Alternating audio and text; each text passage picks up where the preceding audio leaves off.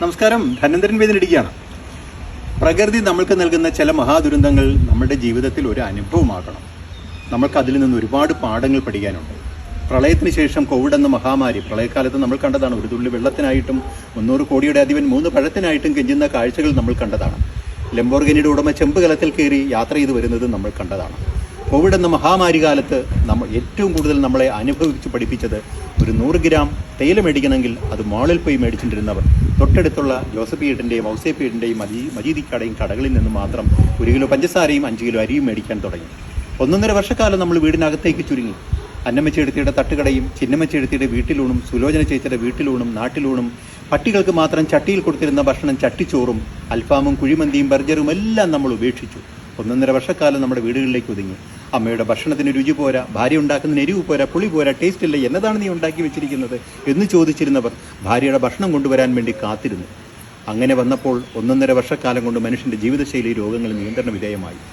Multinational ഹോസ്പിറ്റലുകളിൽ ആന്തരിക അവയവങ്ങൾ ട്രാൻസ്പ്ലാന്റ് നിർത്തിവെച്ചു. ആരുടെയും ഹൃദയത്തിന് പ്രശ്നം വന്നില്ല, ലിവറിന് പ്രശ്നം വന്നില്ല, കിഡ്നിക്ക് പ്രശ്നം വന്നില്ല. ആരും ജീവിതശൈലി രോഗങ്ങൾ കൊണ്ട് മരിക്കുകയും ചെയ്തില്ല. അവനവൻ്റെ വീട്ടിലെ ഭക്ഷണം കഴിച്ചപ്പോൾ, അവനവൻ്റെ വീട്ടിലെ സന്തോഷങ്ങളിൽ ഇടപെട്ടപ്പോൾ അവനവനിലെ ആരോഗ്യം തിരിച്ചു വന്നു. പ്രിയമുള്ളവരെ, ഒരു നാട്ടുവൈദ്യൻ എന്താണ് ഇങ്ങനെ പറയുന്നതെന്ന് ചോദിച്ചാൽ, വീണ്ടും നിയന്ത്രണം വിട്ട് ജനം തെരുവിലേക്ക് ഇറങ്ങി. എല്ലാ കടകളും സജീവമായി. മനുഷ്യൻ ഇന്ന് കഴിക്കുന്ന ഭക്ഷണത്തിൽ മാരകമായ പ്രിസർവേറ്റീവുകളും കെമിക്കലുകളും മൃഗക്കൊഴുപ്പുകൾ ചേർന്ന എണ്ണകളുമൊക്കെയാണ് ഉപയോഗിക്കുന്നത്. അതാണ് മനുഷ്യനെ രോഗികളാക്കുന്നത്. എല്ലാ ഭവനങ്ങളും രോഗികളാണ്. നിർധന കുടുംബങ്ങൾ പോലും ആന്തരിക അവയവങ്ങളുടെ തകർച്ചകൾ കൊണ്ട് ജീവിതം തന്നെ മടുത്തു നിൽക്കുന്നൊരവസ്ഥ. എനിക്ക് പറയാനുള്ളത്, പണ്ടുകാലത്ത് നമ്മുടെ കാരണവന്മാർ ആചരിച്ചിരുന്നത് പോലെ, കോവിഡ് കാലത്ത് നമ്മൾ ആചരിച്ചിരുന്നത് പോലെ, നമ്മുടെ വീട്ടിലേക്ക് മടങ്ങിയപ്പോൾ നമ്മൾ വെളുപ്പിനെ എഴുന്നേറ്റിരുന്നു. രാവിലത്തെ സൂര്യപ്രകാശം കൊണ്ടിരുന്നു. സൂര്യൻ ഉദിക്കുന്നും എഴുന്നേറ്റ് രാവിലത്തെ സൂര്യപ്രകാശം കൊണ്ട് തൊടിയിലിറങ്ങി എന്തെങ്കിലുമൊക്കെ കാര്യങ്ങൾ ചെയ്ത് വീട്ടിലുള്ള കൊച്ചു കൊച്ചു പണികളൊക്കെ ചെയ്ത് നമ്മൾ മുന്നോട്ട് പോവുക. ഒരു പല്ല് തേക്കാൻ ഒരു ബ്രഷ് എടുക്കുന്ന മുമ്പ് ചൂണ്ടുവിരലിൽ ഒരു ശകലം മാവിലയും അതുപോലെ തന്നെ ഒരു ശകലം ഗ്രാമ്പും കല്ലുപ്പും കുരുമുളകും ചേർത്ത് പൊടിച്ച മിശ്രിതം നമ്മുടെ വീട്ടിലുണ്ടാക്കി വെക്കുകയാണെങ്കിൽ രാവിലെ ഒരു പല്ല് തേക്കുന്നത് ചൂണ്ടുവിരൽ കൊണ്ടാകട്ടെ. നമ്മുടെ ദന്തനിരകളും ഊനുകളിലെ നീർക്കെട്ടുകളും പഴുപ്പുകളും എല്ലാം പോകട്ടെ. ചുമ്മാ ഒരു പല്ലുവേദന വന്നാൽ, ഒരു നീർക്കെട്ട് വന്നാൽ, 2 പഴുത്ത മാവിലയും 2 ഗ്രാമ്പുവും 2 കല്ലുപ്പും ഇട്ട് വെന്ത വെള്ളം അതൊന്ന് വായിൽ കൊണ്ട് നോക്കിക്കേ. ഏറ്റവും നല്ലൊരു മൗത്ത് വാഷാണ്. ഒരു കുടിവെള്ളം നമുക്ക് നന്നായിട്ട് കുടിക്കണമെന്ന് തോന്നിയാൽ ഇച്ചിരി ചന്ദനവും രാമച്ചവും ഇരുവേലിയും അതുപോലെ തന്നെ രക്തചന്ദനവും പതിമുഖവും അതിൻ്റെ എടുക്കുന്ന മരുന്നുകളുടെ അളവിൻ്റെ ഇരട്ടി നറുനീണ്ടിയും ചേർത്തൊരു കുടിവെള്ളം ഉണ്ടാക്കി വയ്ക്കാം. നന്നായിട്ട് നല്ല ടേസ്റ്റുള്ളൊരു കുടിവെള്ളമാണ്. എപ്പോഴും രാത്രി കിടക്കാൻ നേരത്ത് ഒരു 7 മണിക്ക് മുമ്പെങ്കിലും ജീവിതശൈലി രോഗങ്ങളുള്ളവർ ഭക്ഷണം കഴിക്കുക. കഴിവതും സലാഡ് പോലുള്ളത് കനം കുറഞ്ഞ ദ്രാവകരൂപത്തിലുള്ള ഭക്ഷണം കഴിക്കുക. നല്ല എക്സർസൈസ് ചെയ്യുക. കിടക്കുന്നതിന് മുമ്പ് ഉള്ളം കൈയും ഉള്ളം കാലും തണുത്ത വെള്ളത്തിൽ കഴുകി തുടച്ച് മുഖം കഴുകി നേരത്തെ കിടന്ന് ഉറങ്ങാൻ ശ്രമിക്കുക. പ്രിയമുള്ളവരെ, എന്താണ് ഇങ്ങനെയൊക്കെ ആധികാരികമായിട്ട് പറയുന്നതെന്ന് ചോദിച്ചാൽ, ദിനം പ്രതി നമ്മളെ വിളിക്കുന്ന രോഗികളുടെ എണ്ണം കൂടി.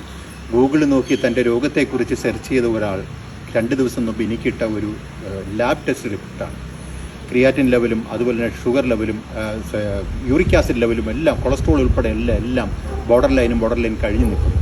ഞാൻ എൻ്റെ കൺസൾട്ടിങ് ഡോക്ടർക്ക് അയച്ചു കൊടുത്തപ്പോൾ ഡോക്ടർ പറഞ്ഞു, ഇത് മോഡേൺ ചികിത്സകൾ തന്നെയാണ് ആവശ്യം, നമ്മുടെ ആയുർവേദ ചികിത്സകൾ വേണ്ടാന്ന്.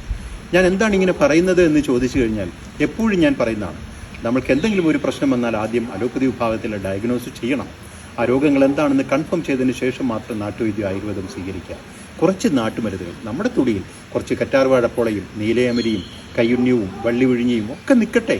നമുക്കതുകൊണ്ട് കുറേ ഉപകാരങ്ങളുണ്ട്. ചെറിയ ആടലോടങ്ങൾ ഒരു 10 ഐറ്റം മരുന്നുകൾ വെച്ച് പിടിപ്പിക്കുക. അതിൻ്റെ ചുവട്ടിലൂടെ എന്നും ഒന്ന് നടക്കുക, അതിനെ പരിചരിക്കുക. ഞാൻ ഒരു കാര്യം പറയുന്നു, എല്ലാ മഹാമാരികളും പ്രളയങ്ങളും ദുരന്തങ്ങളും നമ്മളെ പഠിപ്പിക്കുന്നത്, നമ്മളെല്ലാം പ്രളയകാലത്ത് നമ്മൾ കണ്ടതാണ്, അവിടെ ജാതിയില്ല, മതമില്ല, വർഗമില്ല, വർണ്ണമില്ല, മനുഷ്യർ മാത്രമായി. അതാണ് ഭഗവാൻ ശ്രീനാരായണ ഗുരുദേവൻ പറഞ്ഞത്. ജാതിഭേദം മതദ്വേഷം ഏതുമില്ലാതെ നമ്മളെല്ലാം സഹോദരന്മാരെ പോലെ വാഴണം. നമ്മുടെ മനസ്സിലുള്ള അറിവുകൾ മറ്റുള്ളവരെല്ലാം സഹോദരന്മാരാണെന്ന് വിചാരിച്ച്, മനുഷ്യനാണെന്ന് വിചാരിച്ച് നമ്മൾ പകർന്നു കൊടുക്കണം. ഓരോ മനുഷ്യജീവനുകളും ഒരുപാട് ജീവിതങ്ങളാണ്. നന്ദി, നമസ്തേ. ധനേന്ദ്രൻ വേദനിപ്പിക്കുക.